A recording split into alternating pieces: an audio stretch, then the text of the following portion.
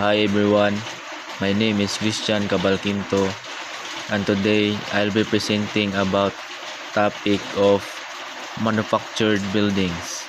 In this presentation, we'll explore what it is, why is it important, and how it affects us. I hope this helps you understand the topic more clearly, so let's get started. This article covers requirements for a manufactured building and building components as herein defined. Building component: any subsystem, sub-assembly, or other system designed for use in or integral with or as part of a structure, which can include structural, electrical, mechanical, plumbing, and fire protection systems, and other systems affecting health and safety. Building system: plans, specifications, and documentations for a system of manufactured building or for a type or a system of building components, which can include structural, electrical, mechanical, plumbing, and fire protection systems and other systems affecting health and safety, and including such as variation thereof as are specifically permitted by regulation, and which variations are submitted as part of the building system amendment therein. Closed construction: any building component assembly of system manufactured, such as manner that all concealed parts of processes of manufacture cannot be inspected after installation at the building sites without disassembly, damage, or destruction. Manufactured building: any building that is of closed construction and is made or assembled in manufacturing facilities on or off the building site for installation or for assembly and installation on the building site of the manufactured homes, mobile homes, parked trailers, or recreational vehicles. Methods permitted: all railway and table wiring methods included in this code and the other wiring system specifically intended and listed for use in manufactured building shall be permitted with listing fittings and with fittings listed and identified for manufactured buildings. Securing cables: in closed construction, cables shall be permitted to be secured only at cabinets, boxes, or fittings where 5.5 mm or smaller conductors are used and protection against physical damage is provided. Supply conductors: provisions shall be made to route the service entrance conductors, underground service conductors, service lateral feeder or branch circuit supply to the service of building disconnecting mains conductors. Installation of service entrance conductors: service entrance conductors shall be installed after erection at the building site. Exception: where point of attachment is known prior to manufacture. Service equipment: service equipment shall be installed in accordance with 2.30.6.1. Protection of conductors and equipment: protection shall be provided for exposed conductors and equipment during processes of manufacturing, packaging, in transit, and erection at the building site. Next is boxes. A. Other dimensions: boxes of dimensions other than those required in Table A shall be permitted to be installed where tested, identified, and listed to applicable standards. B. Not over 1650 cm. Any box not over 1650 cm in size, intended for mounting in this enclosed construction, shall be affixed with anchors or clamps so as to provide a rigid and secure installation. Receptacle or switch with integral enclosure: a receptacle or switch integral enclosure and mounting mains where tested, identified, and listed to applicable standards shall be permitted to be installed. Bounding and grounding: Pre-wired panels and building components shall provide for the bonding and grounding. All of exposed metals likely to become energized in accordance with parts 2.50.5, 2.50.6, and 2.50.7. Grounding electrode conductor. Provision shall be made to route a grounding electrode conductor from the service feeder or branch circuit supply to the point of attachment to the ground electrode. Fit component interconnections. Fittings and connectors that are intended to be concealed at the time of on-site assembly were tested, identified, and listed to applicable standards shall be permitted for on-site interconnection of modules or other buildings components. Such fittings and connectors shall be equal to the wiring method employed in installation. Temperature rise and fall, current withstand, and shall be capable of enduring the vibration and minor relative motions occurring in the components of manufactured buildings. Article 5.47 Agricultural Building. Excessive dust or dust mixed with water, such as poultry, livestock, and fish confinement areas. Corrosive atmospheres caused by poultry animal waste producing corrosive vapors.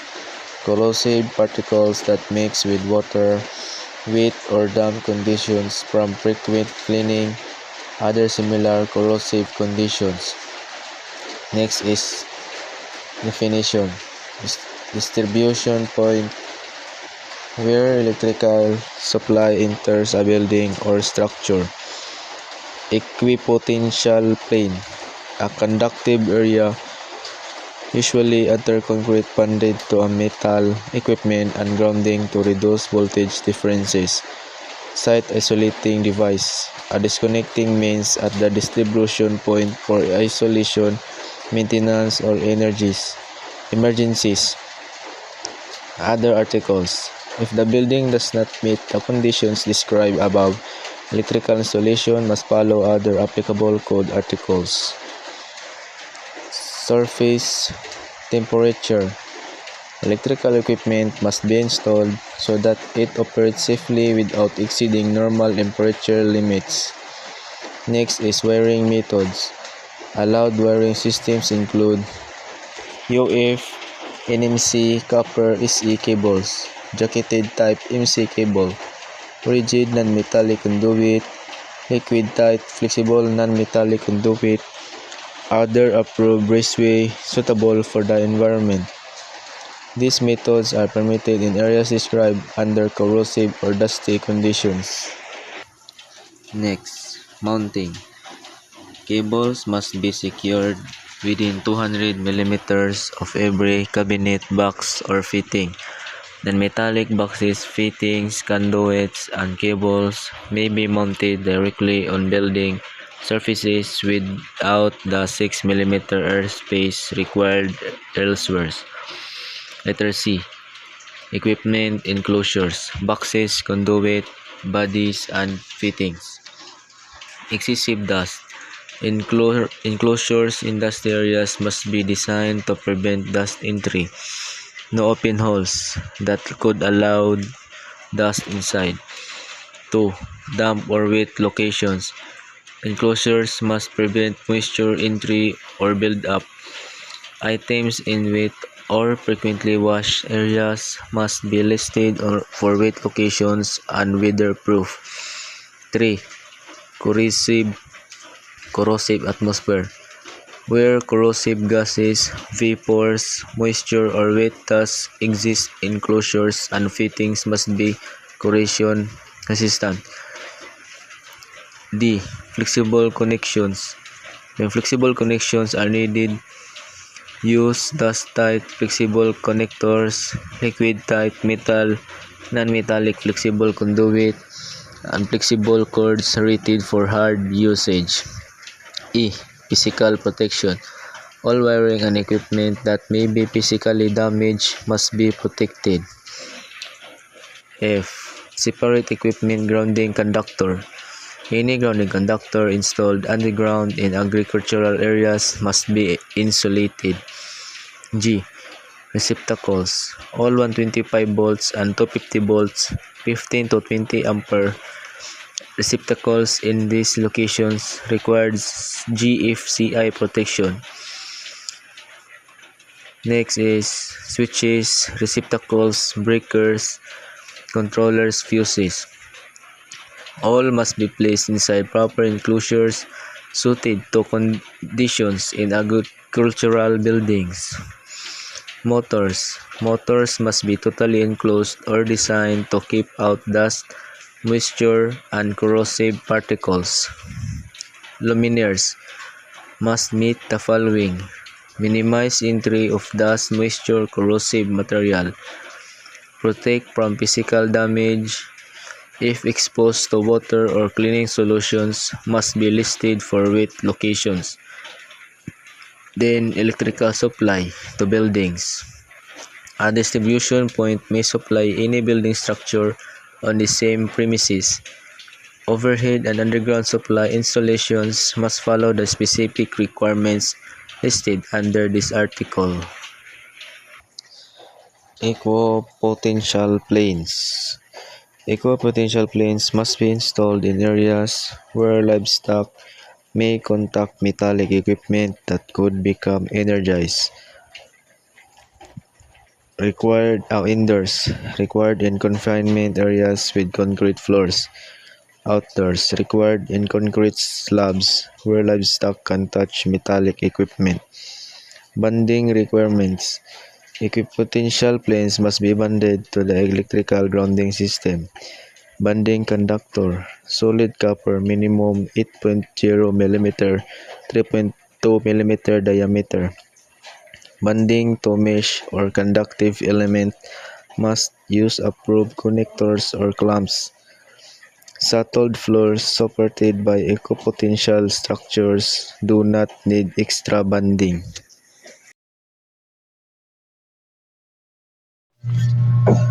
Scope. These rules cover electrical conductors, wiring, and equipment installed in or on mobile and manufactured homes. This includes the conductors that supply power to the home and all electrical installations within a mobile home park up to the service entrance conductors or the mobile home service equipment. 2. Definitions. Appliances. Fixed appliances permanently fastened or secured in place. Portable appliance can be moved or easily relocated. Items like refrigerators, ranges, washers, or dishwashers are considered portable when cord connected. Feeder assembly includes overhead or under chassis feeder conductors with grounding, fittings, equipment, or a mobile home listed power supply cord used to deliver power from the source to the home's panel board. Laundry area, a space designed to contain a laundry tray, clothes, washer, or dryer. Manufactured home, a transportable structure built on a permanent chassis at least 2,400 mm wide or 12,200 mm long, or at least 29.77 m squared when assembled on site. It is designed as a dwelling with or without a permanent foundation and contains plumbing, heating, AC, and electrical systems. Includes expandable sections and rooms but not bay windows. Manufactured homes are considered mobile homes within this code.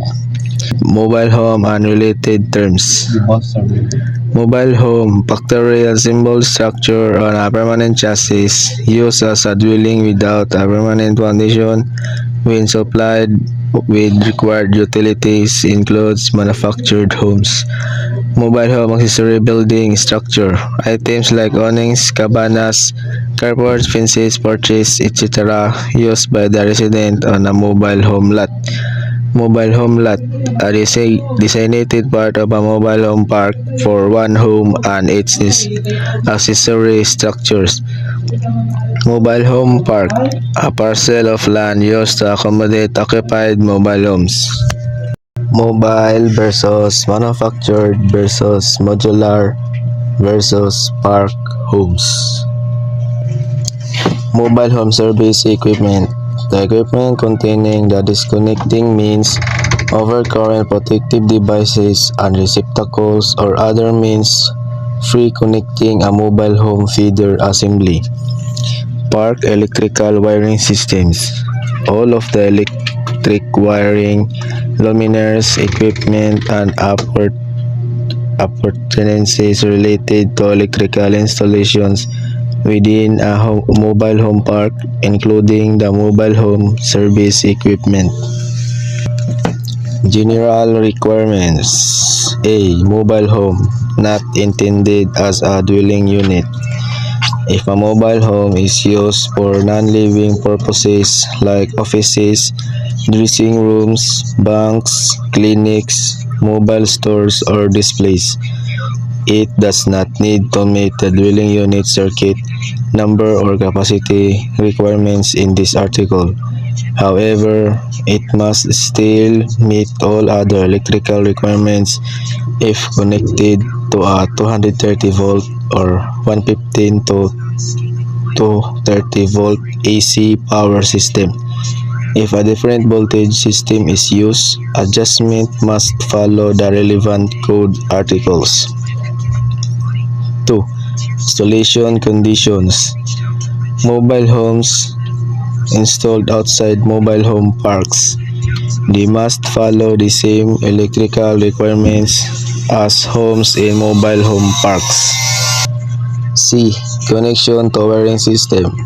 Mobile home must be designed for 230 volt 2-wire AC with grounded phase or 115 to 230 volt 3-wire AC with grounded neutral. D. Listed and labeled. All electrical equipment and appliances must be listed and labeled by qualified testing agency, installed in an approved manner. 3. Power supply requirements. A. Feeder. Mobile homes must be powered by one listed 50 ampere mobile home power supply cord or a permanently installed feeder. B. Power supply cord requirements. If the home uses a power supply cord, it must be permanently attached to the panel board or junction box. No adapters, extensions, or pigtails may be used. Must have strain relief. Must be a listed type with 4 conductors, including 1 green or green-yellow grounding conductor. C. Attachment plug cap. Must be 2-pole 3-wire grounding type 50 amperes to 50 volts or 3-pole 4-wire grounding type 50 amperes 125 to 250 volt. Must match the NEMA WD6 configuration. Must be molded or installed tightly so that the cord is held securely. If a right angle plug is used, the grounding pin must be farthest from the cord entry. D. Overall length of power supply cord. Total length, including bare leads, to plug face. Minimum 6,400 mm or 6.4 m. Maximum 11 m. Length from plug face to cord entry point on mobile home. Minimum 6,000 mm or 6.0 m. Marking E. The mobile home power supply cord must be clearly labeled to show whether it is 40 ampere or 50 ampere use. This ensures the cord matches the electrical rating of the home. F. Point of entrance. The feeder cord must enter the mobile home only through the exterior wall, floor, or roof. This keeps the wiring safe and accessible. G. Cord protection. Where the cord passes through walls or floors, it must be protected by conduits or bushings. Inside the wall, it must be inside a continuous raceway up to 32 mm to protect it from damage. H. Protection against corrosion and damage.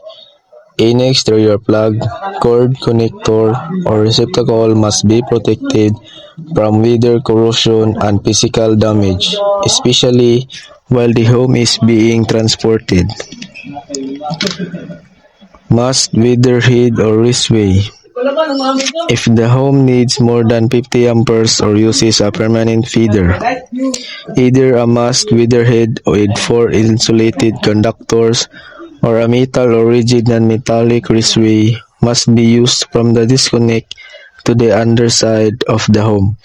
The manufacturer must specify the correct wire sizes. Disconnecting means: A. Single disconnect. Every mobile home must have one main disconnect, breaker or fuse switch located in an easily accessible spot near where the power enters the home. It must be marked main, include a grounding bar, be rated for at least the calculated load, be mounted at least 600 mm above the floor. Panel board requirements: must be rated at least 50 amperes, must use a 2-pole 40 ampere breaker for a 40 ampere cord, or a 2-pole 50 ampere breaker for a 50 ampere cord. If using fuses, a 60 ampere disconnect with 40 or 50 ampere fuses may be used. Must be clearly marked with the fuse size. Must have 750 mm of working space in front and cannot be located in bathrooms or clothes closet. Branches circuit protective equipment. Each circuit must have its own breaker or fuse. The rating must not exceed the conductor rating, not exceed 150% of a single appliances, not exceed the rating marked on appliances like air conditioners. 2-pole circuit breakers. For 30 to 30 volt circuits, protection must use 2-pole breakers that trip together. Electrical nameplate. A metal plate near the feeder entrance must state whether the home uses 230 volts, 2-pole, 3-wire, or 115 to 30 volts, 3-pole, 4-wire. The ampere rating must be filled in. Branch circuit. This section explains how many circuits are needed. A. Lighting circuits. The number of lighting circuits is based on the size, area of the mobile home. Uses a formula to determine how many 15 to 20 ampere circuits are required. B. Small appliance circuits. Kitchen, dining rooms, and similar rooms must have at least 2 20 ampere small appliance circuit. This circuit cannot power anything else except required receptacles in those rooms. Exceptions: clock receptacles allowed. Gas cooking equipment receptacles allowed.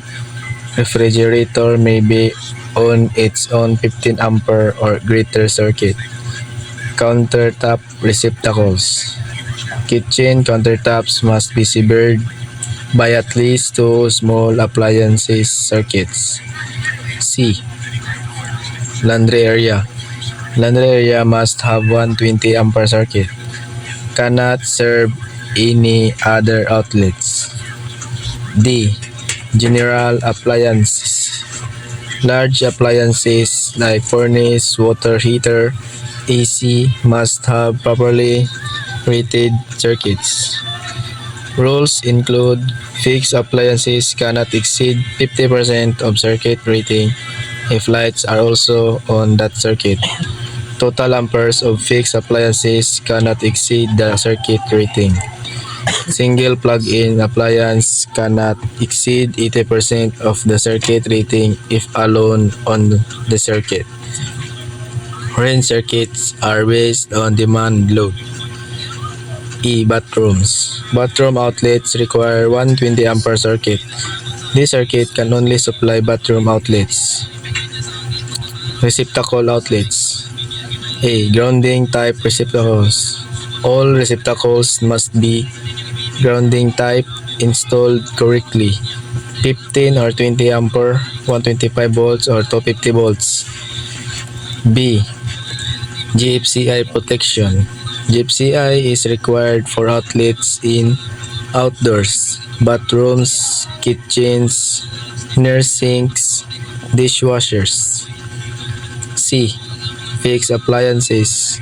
Each fixed appliance that is plugged in must have its own grounding outlet. D.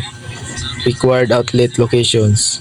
Outlets must be installed so no point on a wall is more than 18 meters from an outlet. Also required at kitchen countertops, near refrigerator and range space, built-in varieties, under wall cabinets, near bar type outlets, counters, near room dividers, laundry area, outdoor location, and in bathrooms. E. Pipe heating cables outlet. For the connection of pipe heating cables, a receptacle outlet shall be located on the underside of the unit as follows. 1. Within 600 millimeters of the cold water inlet. 2. Connected to an interior branch circuit other than a small appliances branch circuit. It shall be permitted to use a bathroom receptacle circuit for the purpose. 3. On a circuit where all the outlets are on the load side of the ground, fault circuit interrupter. 4. The outlet shall not be considered as the receptacle required by 5.50.2. F. Receptacle outlets not permitted. Receptacle outlets shall not be permitted in the following locations. 1. Receptacle outlets shall not be installed within or directly over a bathtub or shower space. 2. A receptacle shall not be installed in a face-up position in any countertop. 3. Receptacle outlets shall not be installed above electric baseboard heaters unless provided for in the lasting or manufacturer instructions. G. Receptacle outlets non-required. Receptacle outlets shall not be required in the following locations. 1. In the wall space occupied by built-in kitchen or wardrobe cabinets. 2. In the wall space behind doors that can be opened fully against a wall surface. 3. In a room dividers of the lattice type that are less than 2,500 mm long, not solid, and within 150 mm of the floor. 4. In the wall space afforded by bar type counters. 5.50.25 Luminaires and appliances. A. Fasten appliances in transit. Means shall be provided to securely fasten applications when the mobile home is in transit. 4. Provisions on grounding. B. Accessibility. Every appliance shall be accessible for inspection, service, repair, or replacement without removal of permanent construction. C. Pendants. Listed pendants, type luminaires, or pendant cords shall be permitted. D. Bathtub and shower luminaires. Where a luminaire is installed over a bathtub or in a shower stall, it shall be of the enclosed and gasketed type listed per with locations. Wiring methods and materials. Except as specifically limited in this section, the wiring methods and materials included in this code shall be used in mobile homes. Aluminum conductors, aluminum alloy conductors, and aluminum core conductors such as copper clad. Aluminum shall not be acceptable for use as branch circuit wiring. A. Non-metallic boxes. Non-metallic boxes shall be permitted only with non-metallic cable or non-metallic raceways. B. Non-metallic cable protection. Non-metallic cable located 380 mm or less above the floor, if exposed, shall be protected from physical damage by covering boards, guard strips, or raceways. Cable likely to be damaged by storage shall be so protected in all cases. Cable likely to be damaged by storage shall be protected in all cases. C. Metal covered and non-metallic protection. Metal covered and non-metallic cable shall be permitted to pass through the centers of the wide side of 2x4 studs. However, they shall be protected where they pass through 2x2 studs or at the other studs or frames, where the cable or armor would be less than 32 mm from the inside or outside surface of the studs, where the wall covering materials are in contact with the studs. Steel plates on each side of the cable or a tube with not less than 1.35 mm wall thickness shall be required to protect the cable. These plates or tubes shall be securely held in place. D. Metal faceplates. Where metal faceplates are used, they shall be grounded. A. Installation requirements. Where a range, clothes dryer, or other appliance is connected by metal covered cable or flexible metal conduit, a length of not less than 900 mm of unsupported cable or conduit shall be provided to service the appliance. F. Raceways. Where rigid metal conduit or intermediate metal conduit is terminated at an enclosure with a lock nut and bushing connection. 2 lock nuts shall be provided, one inside and one outside of the enclosure. Switches. Switches shall be rated as follows. For lighting circuits, switches shall be rated not less than 10 amperes, 115 to 125 volts, and in no case less than the connected load.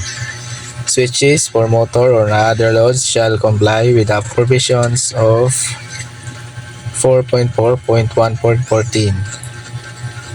H. Under chassis wiring exposed to weather. Where outdoor or under chassis line voltage wiring is exposed shall be protected by a conduit or raceway unidentified for use in wet locations. The conductor shall be listed for use in wet locations. Where wiring is exposed to physical damage, it shall be protected by a raceway, conduit, or other means. Boxes, fittings, and cabinets. Boxes, fittings, and cabinets shall be securely fastened in place and shall be support from a structural member of the home, either directly or by using a substantial brace exception.